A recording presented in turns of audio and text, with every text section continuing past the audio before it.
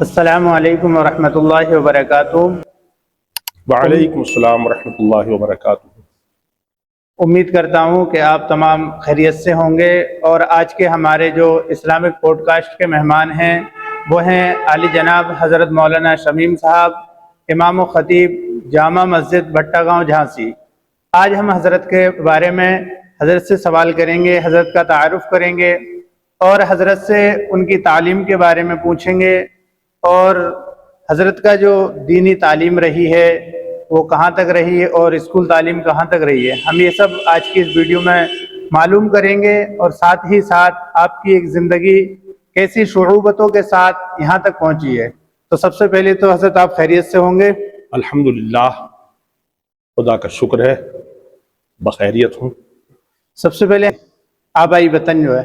جی، میرا آبائی وطن جھانسی ہی ہے، اور میں جھانسی کے ایک محلہ تالپرہ ہے، اس کا ایک محلہ ہے ایبٹ مارکیٹ، وہیں میں پیدا ہوا، اور الحمدللہ آج اتنی عمر گزر جانے کے بعد بھی وہی میرا آبائی وطن یا آبائی گھر بھی ہے، آج تک میں وہی رہ رہا ہوں۔ ماشاءاللہ۔ اور جس طریقے سے آپ ایک مسجد کے امام و خطیب بھی ہیں، تو سب سے پہلے میں یہ معلوم کرنا چاہوں گا کہ آپ کی جو اسکولی تعلیم رہی ہے، اسکول کی تعلیم رہی، وہ کہاں تک ہے اور کس طریقے سے رہی ہے؟ جی، تو دیکھیے، میری اسکولی تعلیم صرف ہائی اسکول تک ہے۔ جی۔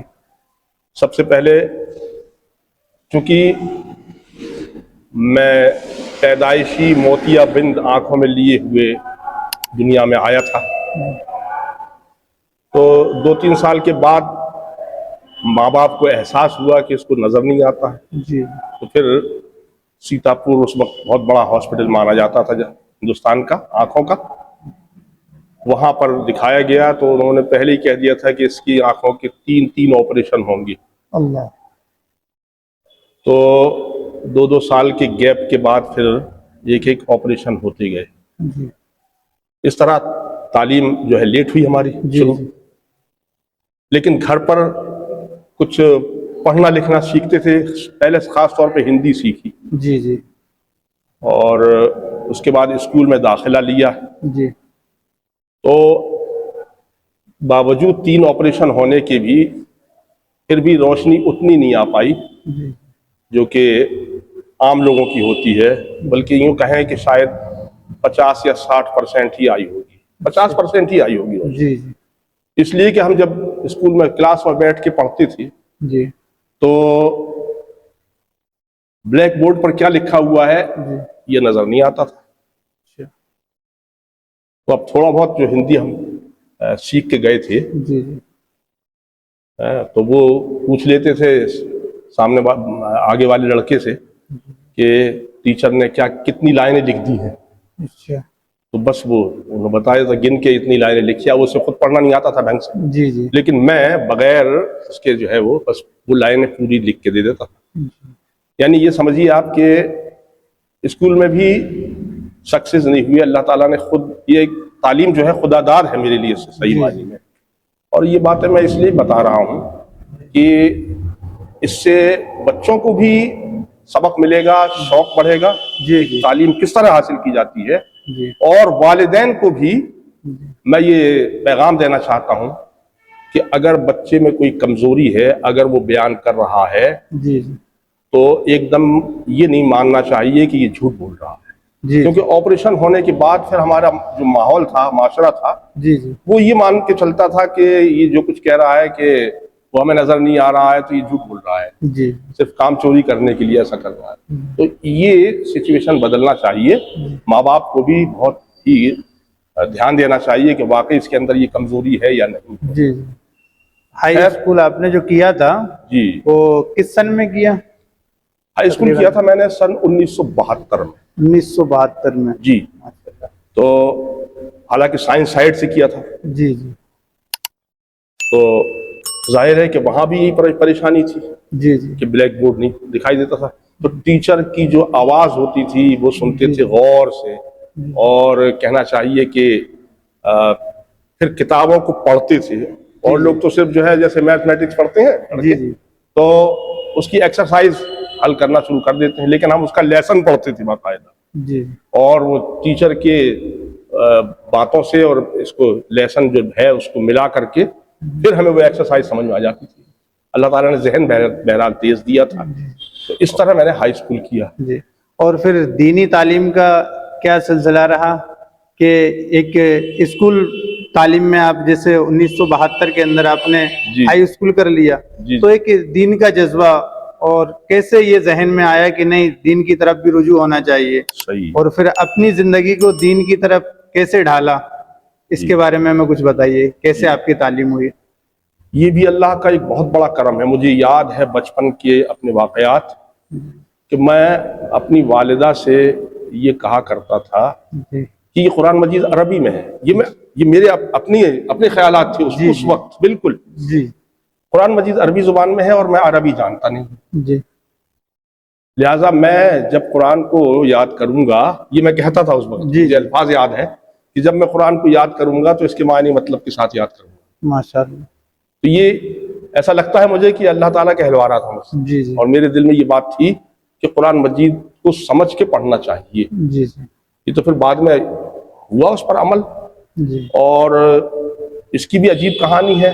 جی اب مولوی صاحب کے پاس بٹھاتے تھے مسجد میں پڑھانے کے لیے، تو سامنے کتاب رکھ لی۔ اب اس زمانے کے بچے ڈرتے تھے، چونکہ یہ الزام دیا جاتا رہا تھا کہ یہ جھوٹ بولتے ہیں، جھوٹ بولتے ہیں، بچنا چاہتے ہیں، کام چوری کر رہے ہیں، جی تو اپنی کمزوری بیان بھی نہیں کرتے تھے۔ یہ نقصان ہوتا ہے، اس لیے میں ماں باپ کو یہ ہدایت دینا چاہتا ہوں کہ بچوں کی کمزوریوں کو محسوس کرنا سیکھیے۔ جی جی ہاں یہ بھی ہوتا ہے کہ جھوٹ بولتے ہیں بچے، جی لیکن وہ کبھی کبھی کی بات ہوتی ہے۔ جی جو اوریجنل کمزوری ہے اس کو آپ بھانپنے کی کوشش کیجیے پوری طرح۔ تو بہرحال جب وہ سامنے کتاب رکھ کے وہ پڑھاتے تھے تو مجھے کچھ نہیں معلوم کہ وہ لکھا کیسے ہے، جی بس انہوں نے جو 2-3-4 بار کہلا دیا، جی وہ میموری تیز تھی، وہ رٹ جاتا تھا۔ ماشاء اللہ۔ اور اس طرح جو ہے یوں سمجھیے آپ کے 30واں پارہ بغیر دیکھے جیسے اندھے لوگ یاد کرتے ہیں، اس طرح مجھے یاد ہو گیا تھا، ماشاء اللہ۔ لیکن کیسے لکھا ہے یہ نہیں معلوم۔ جی اور وہ کیسے معلوم ہوا کہ لوگ جو ہے جب بچے یسرنا القرآن پڑھتے تھے تو میں ان کا بھی سنتا تھا، تو وہ بھی یاد ہو گیا تھا۔ اس کے بعد یسرنا القرآن کو جب میں نے قریب سے آنکھوں کے سامنے لگا کر دیکھا تو تب سمجھ میں آیا یہ الف ہے، یہ با ہے، یہ تا ہے، یہ سا ہے، اور یہ سلامہ ہے، یہ رزقہ ہے۔ تو اس طرح قرآن مجید کو میں نے بطور خود پڑھا ہے۔ جی اچھا یہ باتیں میں بتا تو رہا ہوں، لیکن اس کے 2 پہلو نکل سکتے ہیں، جی وہ پہلے ہی بتا دوں میں۔ جی ایک پہلو تو یہ نکل سکتا ہے کہ اس سے لوگ جو ہے بہت ہی کہنا چاہیے کہ شوقین بنیں گے، جی جی پازیٹو پہلو۔ جی جی نیگیٹو پہلو یہ ہے کہ جنہیں خدا نخواستہ مخالفت کرنی ہے جی جی وہ اسی کو ہوا بنا کر کے یہ کہ صاحب ان کی تعلیم ہی اوتھینٹک نہیں ہے، مستند نہیں ہے، وہ اس طرح پروپیگنڈا شروع کر دیں گے۔ تو بہرحال وہ پروپیگنڈے کی مجھے کوئی زیادہ فکر نہیں ہے، اس لیے کہ علم جو ہے، ایک جملہ یاد رکھیں کہ علم خود اپنے اندر سند ہوتا ہے۔ جی جی تو جنہیں اگر کوئی اعتراض ہوگا جی تو وہ مجھے دیکھ لیں آ کر کے۔ بالکل۔ اسی طرح سے اردو پڑھی میں نے، جی جی کہ جو کتابیں اب آپ کو یاد، چونکہ ہم نے بریلوی ماحول میں آنکھ کھولی، ہمارا پورا محلہ، اچھا ہاں وہی مزاروں پہ جانا اور تعزیہ داری یہ سب، تو اب ظاہر ہے کہ جس ماحول میں ہم نے آنکھ کھولی تھی بچپن تو اسی طرح سے گزرا۔ جی جی تو وہ عورتیں پڑھتی ہیں نا، وہ ایک کتاب ہے شہادت نامہ کر کے، جی جی یعنی یہ سمجھیے کہ وہ شہادت نامہ جو ہے وہ 10 دن ہمارے پڑوس میں پڑھا جاتا تھا، اور بچے تھے ہم بھی عورتوں میں بیٹھ جاتے تھے۔ جی تو وہ ایک ہماری بھابھی تھیں، جی وہ پڑھتی تھیں بڑے اچھے انداز میں، ان کی آواز بڑی پیاری تھی۔